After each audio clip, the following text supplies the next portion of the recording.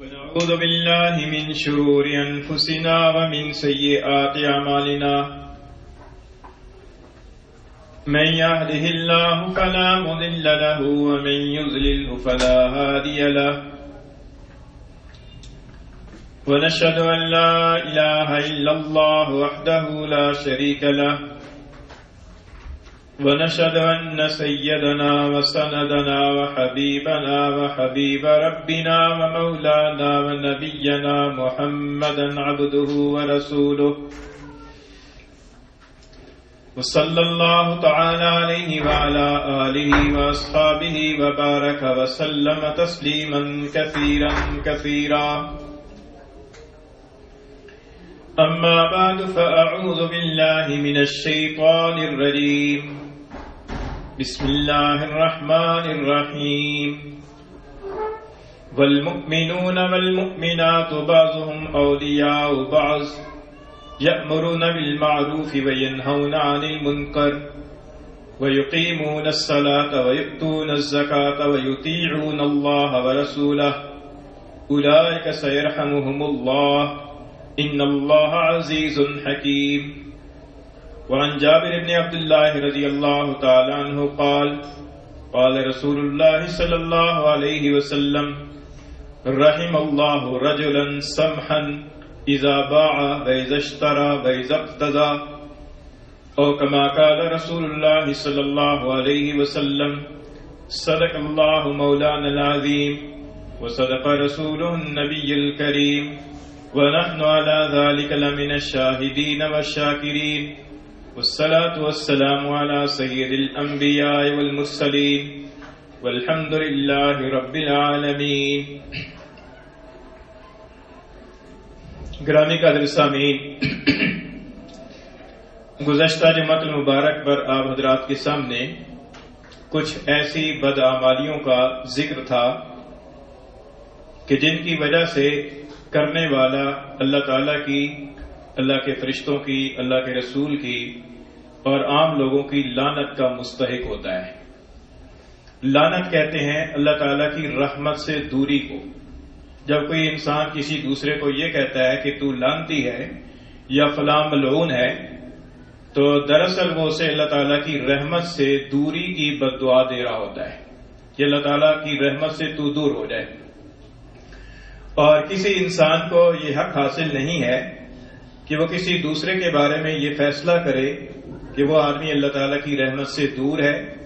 یا یہ بد دعا کرے کہ فلاں آدمی اللہ تعالیٰ کی رحمت سے دور ہو جائے.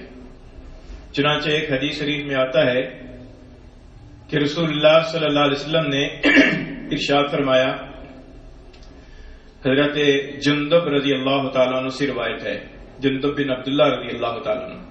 فرماتے ہیں کہ رسول اللہ صلی اللہ علیہ وسلم نے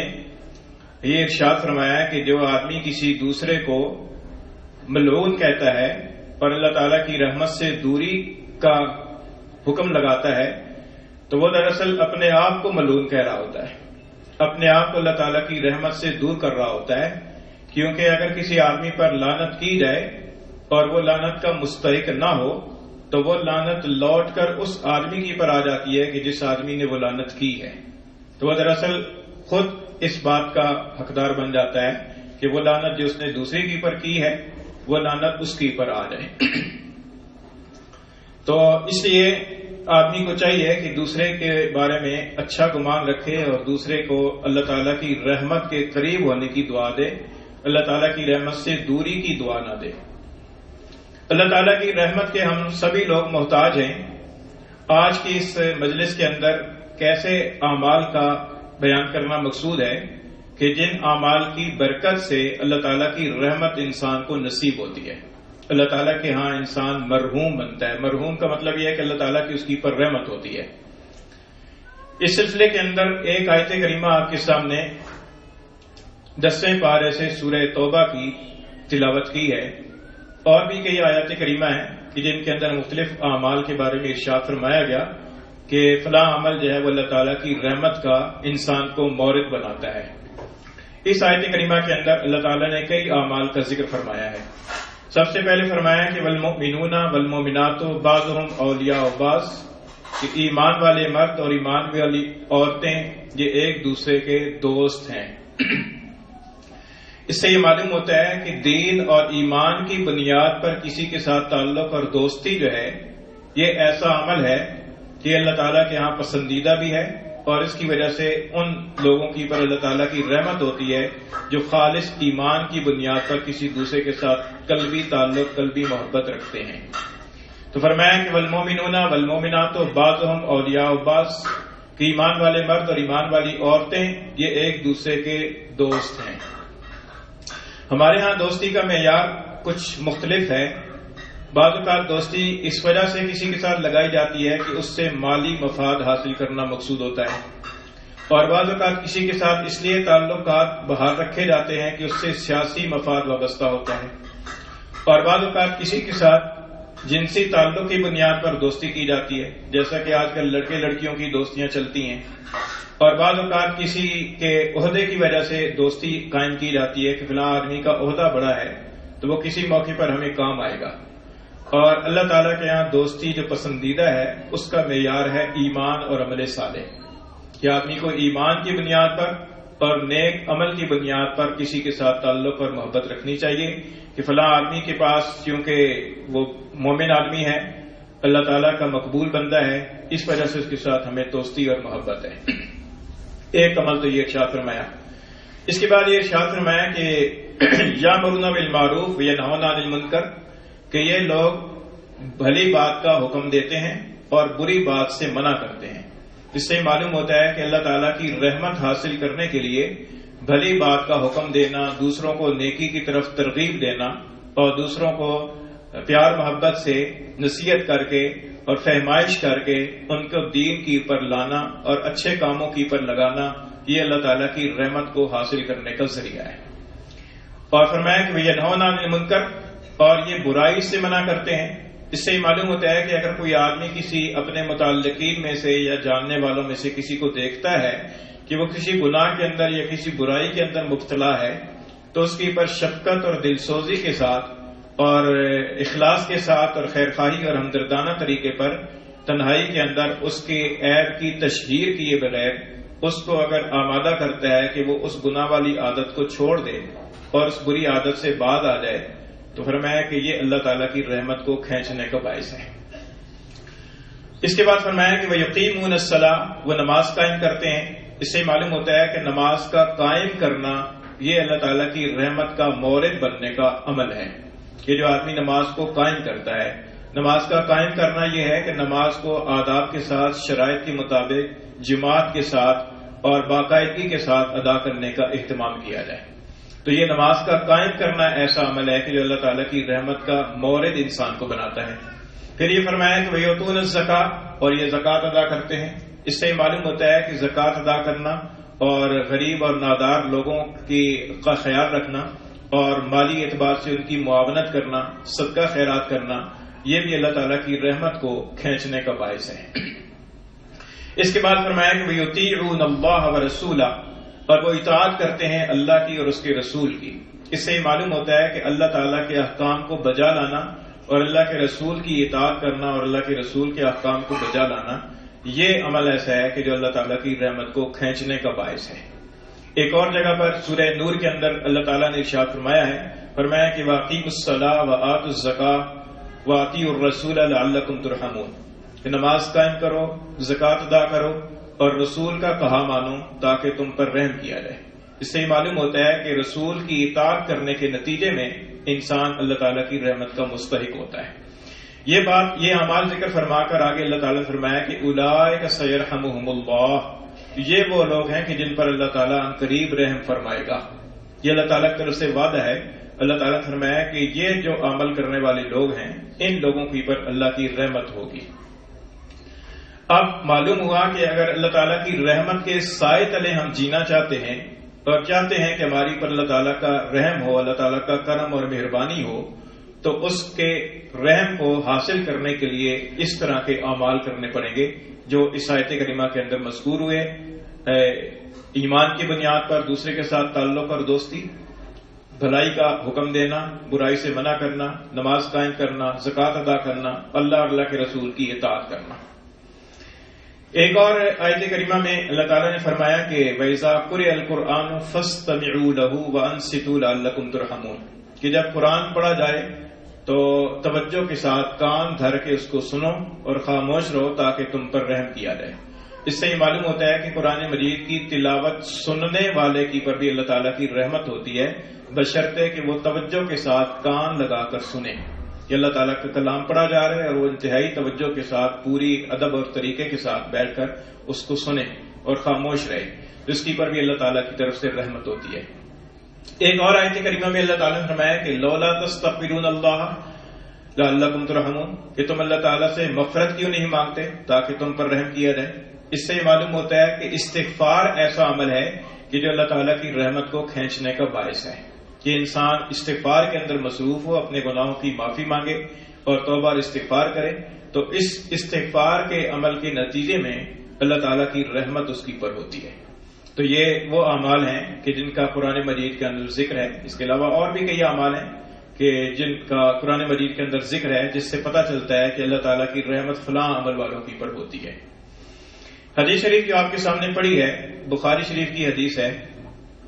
حضرت جابر بن عبداللہ رضی اللہ تعالیٰ عنہ سے روایت ہے، آپ فرماتے ہیں کہ رسول اللہ صلی اللہ علیہ وسلم نے ارشاد فرمایا کہ رحم اللہ رجلا سمحا، کہ اللہ تعالیٰ کھلے دل والے آدمی پر رحم فرمائے، فراخ دل آدمی کی پر اللہ تعالیٰ رحم فرمائے، اللہ تعالیٰ کی رحمت اس کی پر ہو۔ اذا باع واذا اشترى واذا اقتضى، جب وہ بیچنے لگتا ہے تب بھی وہ نرمی اور فراخ دلی کا مظاہرہ کرتا ہے، اور جب وہ خریدنے لگتا ہے تو تب بھی وہ نرم دلی اور فراخ دلی کا مظاہرہ کرتا ہے، اور جب وہ کسی کے ساتھ لین دین کا معاملہ کوئی اور معاملہ کرتا ہے اس معاملے کی پر بھی وہ ذرا اپنا ہاتھ ہولا رکھتا ہے، نرم دلی کا کشادہ دلی کا مظاہرہ کرتا ہے۔ اللہ کے رسول نے فرمایا کہ ایسے مرد پر اللہ کی رحمت ہو۔ اس سے یہ معلوم ہوتا ہے کہ یہ جو ہمارے بازار کے معاملات ہیں، خرید و فروخت کا معاملہ ہے، قرض کے لین دین کا معاملہ ہے، اور کسی کی پر ہمارا حق آتا ہے اور ہم نے اس سے اپنا حق وصول کرنا ہے، اس کا معاملہ ہے، یا کسی کا قرض کسی کا اس نے ہمارا ادا کرنا ہے اور وہ ہم سے چھوٹ کا مطالبہ کر رہا ہے، یا کسی کے ساتھ کرایہ داری کا معاملہ ہے کہ کوئی چیز کرائے پر دینی ہے یا کوئی چیز کرائے پر لینی ہے، یا اسی طریقے سے اور معاملات ہیں۔ ان معاملات کے اندر اگر کوئی آدمی فراخ دلی کا مظاہرہ کرتا ہے، کھلا دل رکھتا ہے اور بہت زیادہ باریکی اور اینچ پینچ نہیں نکالتا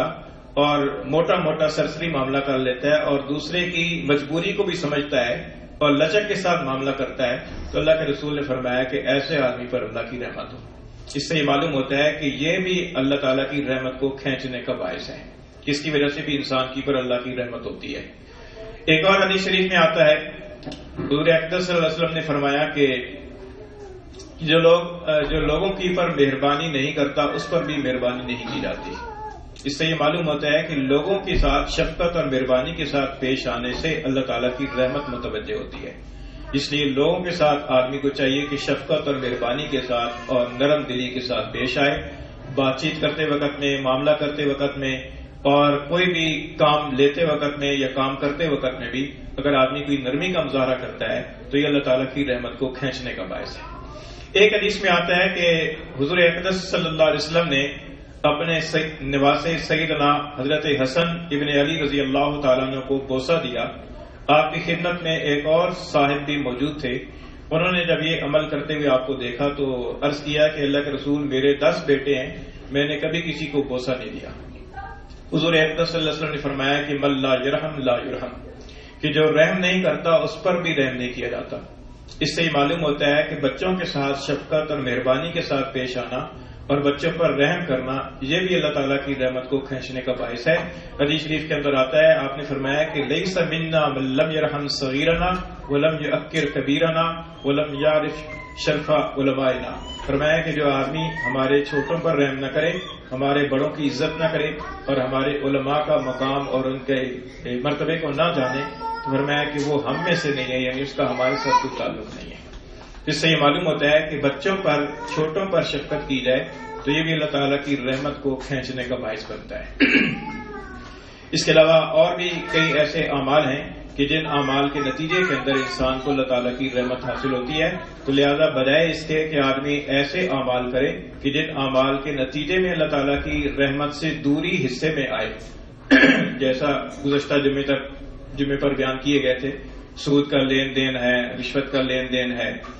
اور اس طرح کے اور کئی کام ہیں کہ جن کی پر اللہ تعالیٰ کی طرف سے پھٹکار پڑتی ہے اور اللہ تعالیٰ کی رحمت سے انسان دور ہوتا ہے، اس کی بجائے انسان ایسے اعمال کے اندر مصروف ہو کہ جو اعمال اللہ تعالیٰ کی رحمت کو کھینچنے کا باعث ہیں اور جن کی وجہ سے انسان اللہ تعالیٰ کی رحمت کا مستحق ہوتا ہے۔ حدیث شریف کے اندر بھی ایسے اعمال کے بارے میں ارشاد فرمایا گیا ہے، اور انسان ان اعمال کے اندر اگر لگے تو ان اعمال کے اندر لگنے کی وجہ سے انسان کی پر اللہ تعالیٰ کی رحمت متوجہ ہوتی ہے۔ اور اللہ تعالیٰ کی رحمت کے ہم سبھی محتاج ہیں، اس لیے کہ اللہ تعالیٰ کی رحمت سے ہی ہم دنیا کے اندر جی رہے ہیں، اور آخرت کے اندر بھی جو مراحل طے ہونے ہیں وہ اللہ تعالیٰ کی رحمت اور فضل سے ہی طے ہونے ہیں۔ اور رہ گیا معاملہ اعمال کا، تو اعمال کا کرنا بھی ضروری ہے، اس لیے کہ اعمال کرنے کے بعد ہی اللہ تعالیٰ کی رحمت سے امید لگائی جا سکتی ہے، اللہ تعالیٰ کی رحمت کی۔ اور کوئی آدمی اگر عمل نہ کرے اور ویسے ہی اللہ تعالیٰ کی رحمت سے امید لگائے رکھے تو یہ ایک طرح کا نفسانی دھوکہ ہے۔ حدیث شریف میں آتا ہے کہ حضور نے فرمایا کہ والعاجز من اتبع نفسه هواها وتمنى على اللہ، کہ آدمی کمزور آدمی اور بے وقوف آدمی وہ ہے کہ جو اپنی خواہشات کی پر چلتا رہے اور اللہ تعالیٰ سے اچھے کی امید لگائے رکھے۔ حالانکہ امید اس کا معنی کیا ہے، اس کو سمجھنا چاہیے کہ امید اس کو ہوتی ہے کہ جس نے کچھ کیا ہو۔ مثلا کسی طالب علم نے امتحان دیا ہے، محنت کی ہے، کوشش کی ہے، پڑھا ہے، اور اس کے بعد باقاعدہ امتحان کے اندر بیٹھا ہے اور کچھ لکھا ہے، تو اس کو امید ہوتی ہے کہ امید ہے پاس ہو جاؤں گا۔ اور جس نے پڑھا ہی نہیں ہے، امتحان ہی نہیں دیا، تو اس سے اگر وہ امید لگا کر بیٹھے کہ میرے بھی اچھے نمبر آئیں گے تو بے وقوفی ہے۔ اسی کو حدیث میں فرمایا کہ بے وقوف ہوا ہے۔ امید اس کو ہوتی ہے کہ جس آدمی نے شادی کی ہے، نکاح کیا ہے اور حق زوجیت ادا کیا ہے، اب وہ امید لگا رکھی ہے کہ امید ہے اللہ تعالیٰ نیک اولاد دے گا۔ جس نے شادی نہیں کی ہے ویسی امید لگا لے تو یہ تو بے وقوفی ہے نا۔ اسی طریقے سے امید اس کو ہوگی کہ جس نے کھیتی میں ہل چلایا ہے اور کھیتی کو نرم کیا ہے، کھاد ڈالی ہے اور اس کے اندر بیج بویا ہے، اب اللہ کی رحمت سے امید لگا کے رکھی ہوئی ہے کہ اللہ کی رحمت سے امید ہے کہ اچھی فصل ہوگی۔ جس نے زمین کے اندر ہل ہی نہیں چلایا، بیج ہی کاشت نہیں کیا، ویسی امید لگا کے بیٹھ جائے تو یہ بے وقوفی ہے۔ حدیث شریف کے اندر فرمایا گیا کہ عاجز یعنی بے وقوف آدمی وہ ہے کہ جو اپنی نفسانی خواہشات پر چل رہا ہے لیکن اللہ کے ساتھ اچھے کی امید لگائے ہوئے، تو یہ حماقت ہے۔ اس کی وجہ یہ ہے کہ اعمال کرنے چاہیے بھرپور طریقے سے، اور بھرپور طریقے سے اعمال کرنے کے بعد بھی عمل پر بھروسہ نہ کریں، بھروسہ اللہ تعالیٰ کی رحمت پر کریں۔ عمل کرنے کے بعد یہ امید رکھیں کہ اللہ کی رحمت سے امید ہے کہ اللہ تعالیٰ کوشش کو قبول فرمائے۔ اللہ تعالیٰ سے دعا ہے کہ اللہ تعالیٰ